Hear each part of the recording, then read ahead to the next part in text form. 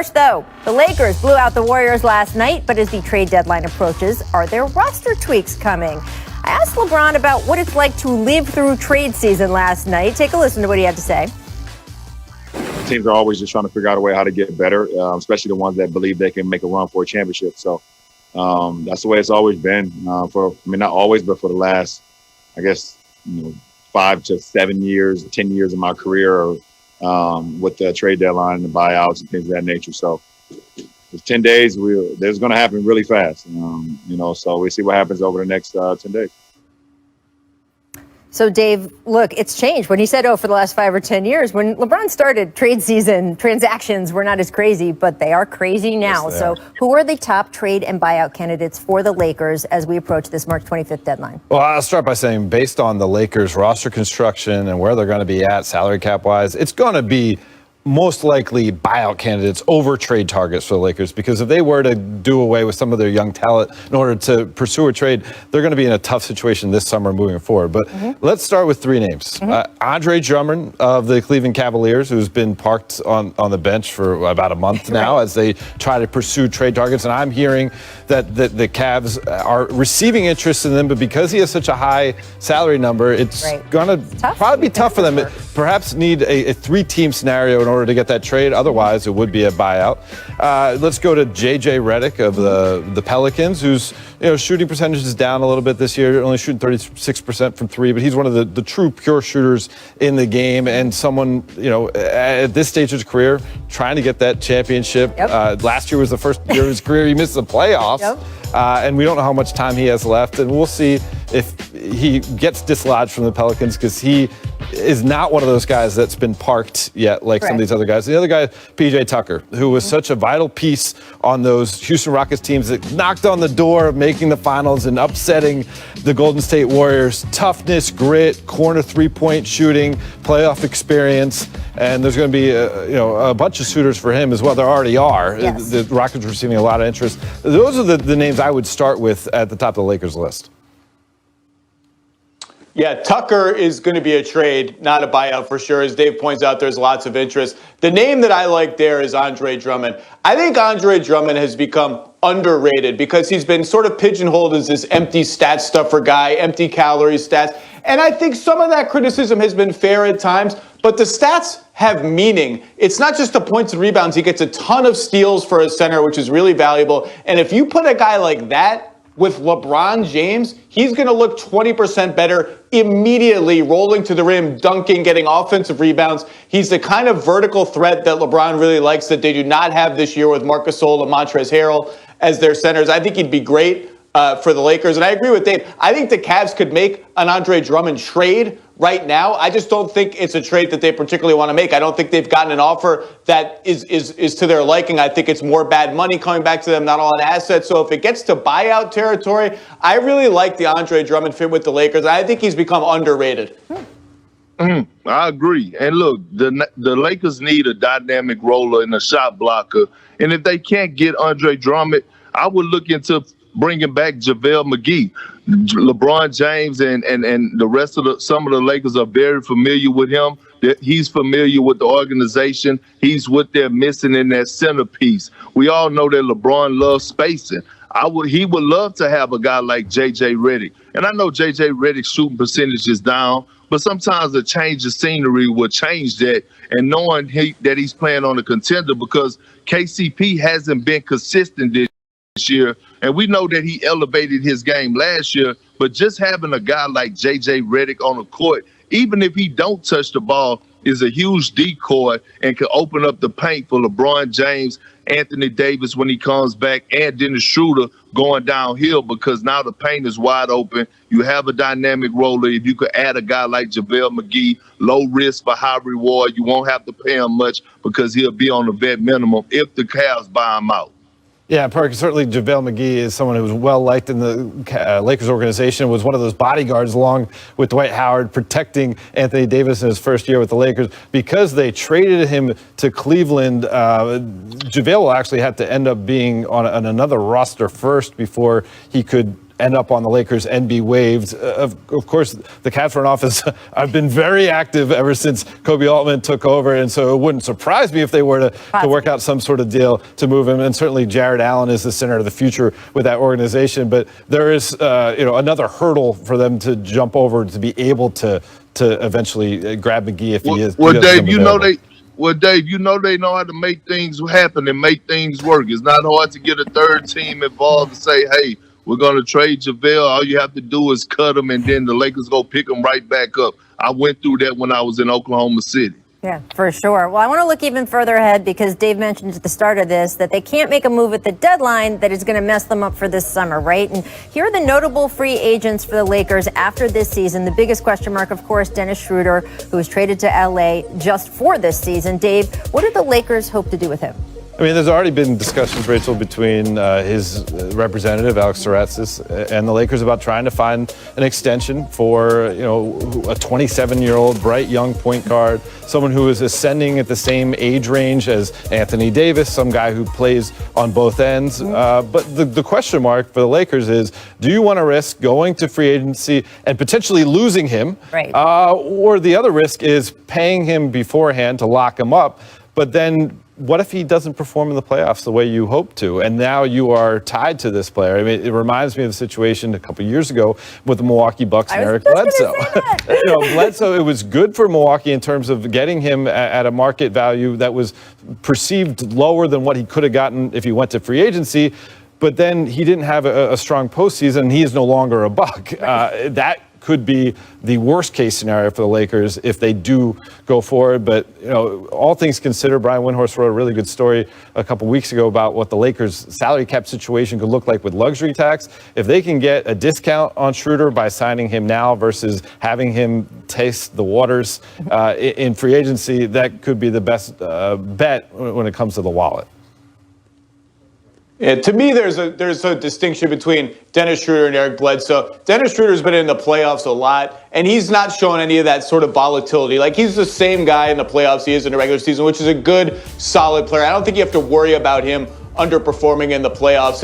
And like Dave said, you don't make a trade for Dennis Schroeder when you have LeBron James nearing the end of his prime, if not past the end of his prime, really. Anthony Davis, your title window is now. You trade for him to bring him back. To me, the complicated questions are Talen Horton-Tucker and Alex Caruso in a market with way more cap space than star players or even sort of sub-star players. Those guys are good, and they're going to get a lot of interest, and Talen Horton-Tucker has solidified himself right now as a key member of the Lakers rotation. They've even played about point guard here or there the last couple of games with guys missing.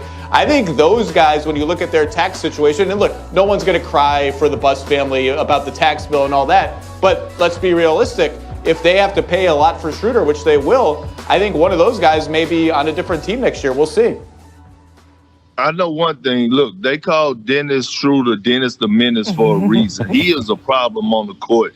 He is one of the few guys that pick up 94 feet defensively. LeBron James loved his tenacity. He loved the edge and the spirit that he plays with. And last year, he was the runner-up for Sixth Man of the Year, averaging almost 20 points a game. So he's still in his prime. He's going to be in his prime in the next 5 years, still for the next 5 years. I think the Lakers get something done and get something done early. You don't want him to hit the free agency market. For us, Talen Horton-Tucker, I think the Lakers got to do everything in their power to keep him. I know everyone around the league loves this kid. His ceiling is very, very high. Sadly to say, but Alex Caruso, who is a fan favorite, he's one of my favorite. He's probably going to walk. But you got to do everything in your power, if I'm the Los Angeles Lakers, to lock in Dennis Schroeder and keep Talen Horton-Tucker. He's a young stud, and his future is very, very bright. Yeah, the Lakers love Talen Horton-Tucker. He's a guy who they were basically able to discover in the draft. He didn't even do a private workout for the Lakers. They bought a pick from the Magic, be able to get him in the second round. Last year, played sparingly. Last night was only his 41st game of his career. He puts up 18 points, 10 assists. Kyle Kuzma said he's probably the second or third best player on our team at driving and getting into the paint, and he has the know-withal to be able to find open shooters, or he can finish with both hands around the rim, the long length, bright, young work ethic, just a guy they love, and they'd love to lock up. Yeah, and look, we didn't talk about that much about the Laker game from last night. Obviously, it turned into a blowout. But just for the people, Dave, what did Kyle Kuzma say happened to him on that technical free throw where he shot an air ball? There's an earthquake. There's an earthquake. There you go. Watch out, So everybody. apparently that's an explanation if you want to know about the notable thing that happens. happened in that game. Hey, it's, what are you going to do? Dave, thank you so much for joining Rachel. us. Great to We see can you. do the local news later if we want to. We'll be working on that here in this studio. I'm so happy to have people in the studio. Director Kathy's going to have to deal with me all music. This is excellent. Robert, explain to the people how impressive this is at age 36 years old. The fact that he's 36 is amazing, but look at the years he's been in the NBA and he's still doing it at a high clip. And this is what people got to understand. He's been in the league for 40 years and he's still playing like this, man. Come on, LeBron's just amazing. I don't know what language you put on that ball, but that's more than English, I tell you that. Welcome to The Jump. I'm Rachel Nichols. I'm alongside Coach David Fizdale and our 7-time champion, Robert Horry. Never gets old, no matter how many times I say it. Never gets old. Do you just do every restaurant you walk into and they're like, what name, sir? And you're like, 7-time champ, Robert Horry? No? Hey, I do that. That's a 7 champ, a big shot. Take your pick. I'm in there Whatever. somewhere. It's a free meal there. Yesterday, you announced that you are graduating from the University of Alabama Absolutely, in yes. May, where you, of course, play college ball.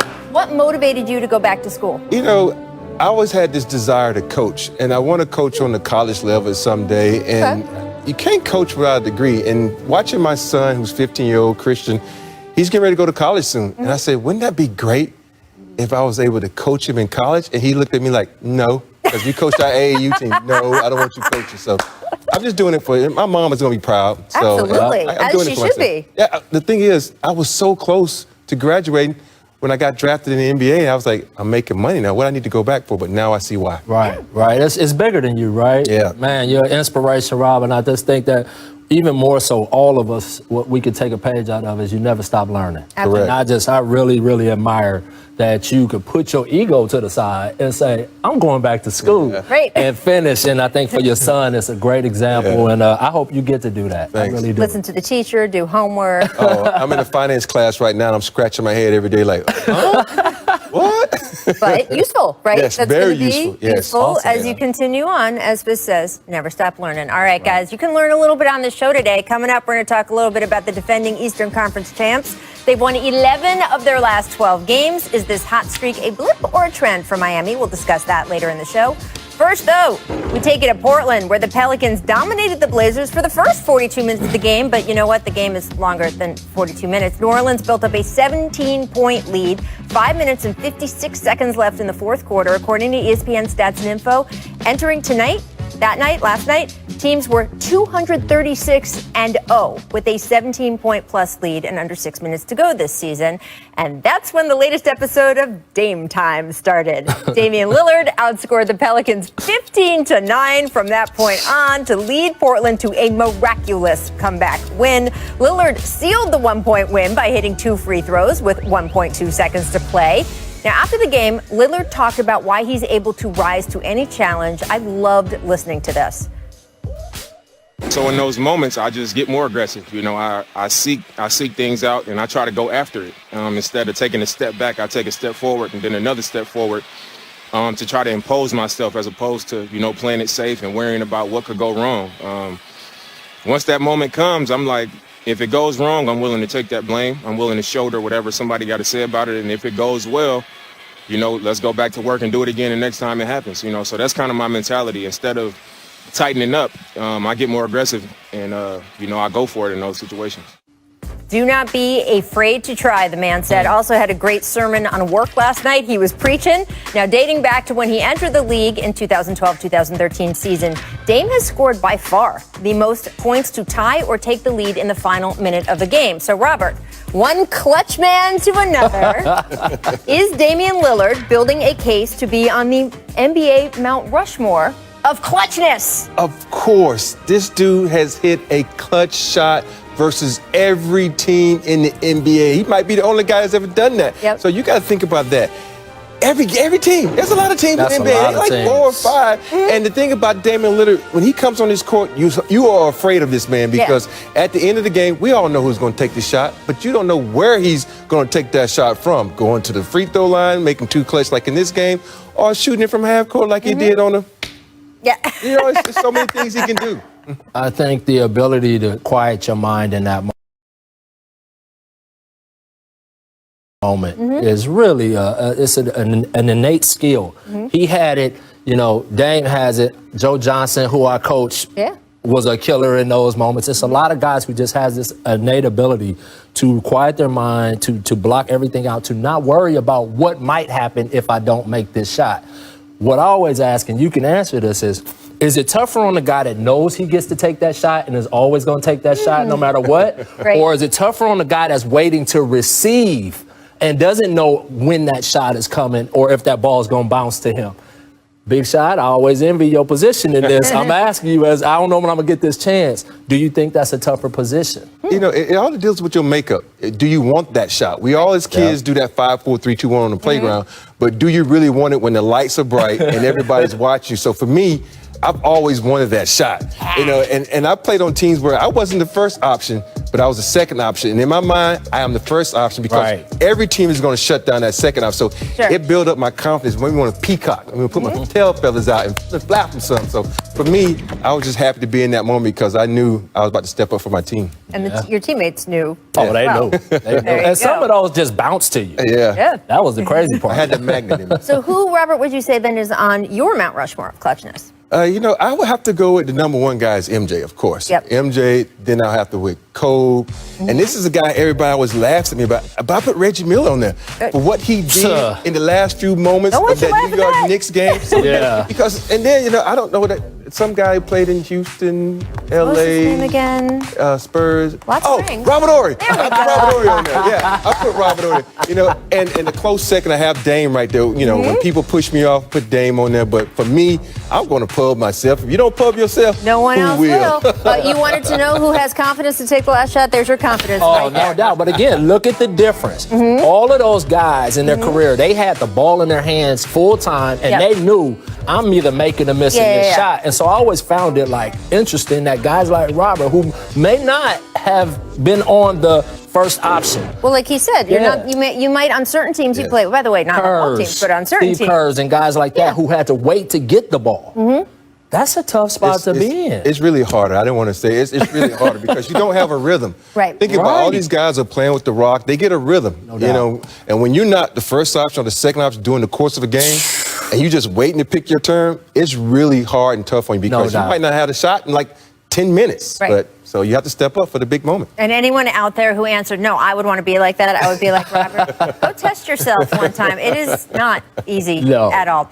Let's talk about the Jazz because they beat the Celtics last night, 117-109. 6 Utah players scored in double digits. All 9 players in action scored at least 5. So, Fizz, as a coach, how much is that depth valuable? Do you think that will make the difference come playoff time? Or do you think we shorten benches so much, it's really more of a regular season stat? Man, I think it's a great question, and I think it's just going to depend on matchups. I think a lot of it will depend on injuries and foul trouble, right? But you want to go into the situation like this. Sure. Right? Better to have it and not need it. Yeah, exactly. Need it, not And have so the question will be, can that overcome some of their matchup issues that they're going to face along their path? Right. The only team I really saw in recent history that really went deep and won the title was the old Toronto team. That Toronto team played 10, 11 guys consistently throughout. And the Jazz have that type of team. And so it'll be interesting to see if they can sustain it. But I think a lot of it is questionable and based on matchups and injuries. The pandemic has made team depth really important because you never know what's going to happen with the protocols or injuries and whatnot. So with them being deep like that, it helps out a lot and also helps down the line because they're well rested. And so now you're looking at these teams, they're like, okay, are they that good? It doesn't matter that they're good because when they come into the playoffs, they're going to be fresh. And that's the most important thing when you enter the playoffs, being fresh. I think something else that's unique about the Jazz that's probably different for other teams is you can plug in all of the guys on their team into that system. Because Quinn has created such a beautiful basketball system, and it's going to work if you can dribble, pass, and shoot. And they've shown that they have multiple guys that can do that. If you look up and down their roster, all of those guys are skilled. can shoot the ball, can make plays for each other. Well, that's interesting, right? Because that system has been most compared to your Spurs teams, Robert. And Jordan Clarkson, in some way, right, I'm sure reminds you of some of your teammates there. Yes, he reminds me of Manu Ginobili guard mentality. He has a scorer mentality like Manu. And it's so funny how guys feel like it's a demotion if you don't start. It is not a demotion if you don't start. If you I say, if it's fourth quarter and it's clutch time, you in the game, you're more important than that starter. No doubt. And you have to look at it like that. And with Clarkson in the game, he brings the energy that's like no other. He's able to do what he wants to do at the court anytime, shooting threes, and he's learning as he go that I have to be a teammate to be successful, because when he was with the Lakers, it was kind of me. But now he's playing team basketball. It's maturity, right? Yeah, and he's in a culture of winning. Yes. So he's seeing, like, I have to sacrifice something to be a part of something better. So that's what you're seeing, and he's playing fantastic. Well, you say, Robert, though, I wish more young players. I mean, look, you can't speed people up in terms of maturity or knowledge, but I wish more young players understood that, because they're the ones in those bench roles earlier in their careers. And guess what? You can score just as many points in minutes, 10 through whatever of a game as you can shoot in 1 through 5 or whatever. It's not like the baskets leave the court. They're there for those bench minutes too, and you can do some damage. That's right. All right, I do want to move on to a very different topic here. On Tuesday evening, a series of shootings at 3 Atlanta area massage parlors left 8 people dead. 6 of the victims were of Asian descent, 7 were women. Now, according to authorities, a 21-year-old man was captured last night after a manhunt. Although it's not clear whether there was a racial motivation in the shootings, it is hard not to make some connections. Stop AAPI Hate, formed to prevent anti-Asian discrimination during the coronavirus pandemic, called them, quote, an unspeakable tragedy for both the victims' families and an Asian American community that has been reeling from high levels of racist attacks. LeBron James responded to the shootings, tweeting, "My condolences go out to the families of all the victims, the entire Asian community tonight on what transpired in Atlanta. Coward young man, just senseless and tragic." Joseph Tsai, owner of the Brooklyn Nets, one of the co-founders of the Alibaba Group, a global internet technology company based in China, retweeted LeBron and added, "Thank you for speaking up for the Asian community." And Jeremy Lin, who recently said players called him coronavirus while on the court in the G League bubble, tweeted in part, quote, "To my Asian American family, thank you, Zion, make Pennywise, Knicks, Sixers, Emmanuel Quickley's float game on full display again." Rob, I mean, he's making the floater cool. Man, the floater has always been cool. Just call up Tony Parker. Tony Parker at one time led the league with points in the paint because of this move, and he won 3 NBA championships like that. Okay. So score points in the paint any way you can. Yeah, D-Wade say, here, take this flotation device because you're going to need it when that water splash. I love it. Missed blocks, Thunder Bulls, Lauri Markkanen dropping the hammer. All right, you ready? Coach, do you like this finish? So you get the 2 ends because he's from Finland. Is that it? Yeah, I like that. I heard a good toilet joke with finish in it. So this is a good one. I mean, it could go either way. I'm just saying. I appreciate that Michael Bobman, our producer, does make miss because he gets my sense of humor. Which is terrible. It's just absolutely corny and terrible. It's not terrible. There you go. Finish. Really? Yeah. I have 9-year-old children who wouldn't even laugh at that. Make bunnies. Hawks, Rockets, Kenyon Martin Jr. This is so fun.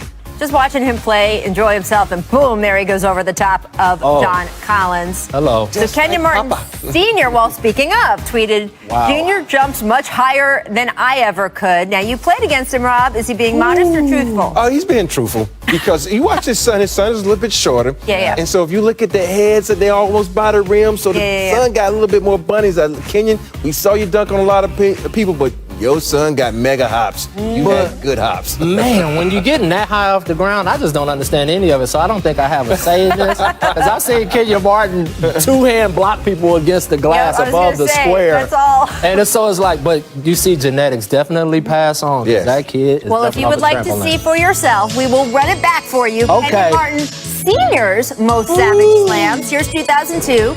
The putback against the Knicks. Oh, my. Oh, my, Kmart. Hey, Oh, pulling my. up, I Show love it your when you chest. pull the shirt on. I just think let them know I got some scrumph. Oh, Number 4, 2002, dunks on Mount Matumbo. goodness. It feels better when you get a dunk on someone like that, right? I don't think people understand. He dunked that with two hands. Most guys block that, especially Mutombo. Oh, Mutombo. And then stare him down. Woo! Number No, three. Love seeing those Sonics colors on the floor. I'm no good in this whole segment because No. I'm just in awe of Right, how I many know, people- right? He's climbing over people. Over people, above people, and So look Daddy at got hops. grabs it out the air and then puts it in the other hand, two-hand slam. All right, 2002, the lob from Jason Kidd.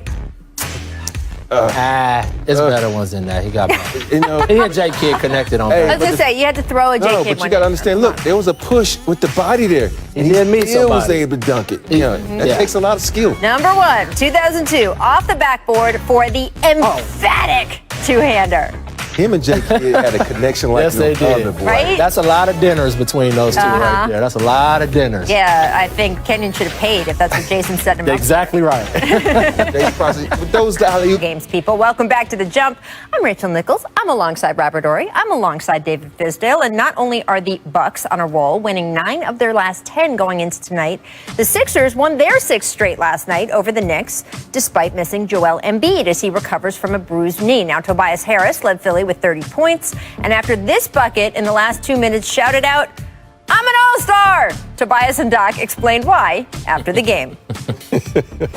That's for sure what I said. And for me, that's just reaffirming that to myself. I mean, I know the fans know that, but reaffirming that to them and to myself, especially making those big plays. I embrace all those challenges. What anybody has to say, you know, it doesn't really affect myself because I know when I look everyone in that locker room in the eye before the game, we're ready to go out there and win. So, yeah, that's where that emotion, and that is what I say, yep.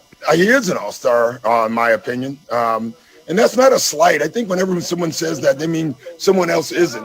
Everyone's deserving who was on it. But Tobias is one as well. You know, I think Tobias wants to win more, but I still think he thinks he should have been on the all-star team, and I agree with that.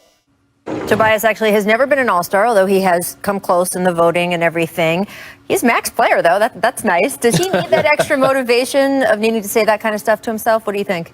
I mean, if he feels that way, I can't get in his head. If he feels like he needs that to keep pushing himself forward, he doesn't need to tell us, though, because I think all of us understand that he is that talent of a player. You know, his situation is going to be a lot probably like Mike Conley. You know, one of those guys that's super talented, go through their career averaging big numbers, and at some point, he finds a way to break through, but it's only so many guys that can be on the team. But if he feels like he's got to scream that out to keep himself fueled, then go right ahead. You need to. You know, it's all about self-motivation, self-confidence, and pubbing yourself. Yep. You know, for him, now he's telling everybody he's an all-star, so now everybody's like, oh, On next alert. year, we got to look out for this kid. But we all expected Tobias to be this great athlete when he came to the league. He had the size. Yep. He had the shooting ability. He could do everything on the court. And he's been one of those guys, you know, he reminds me of Rudy Gay.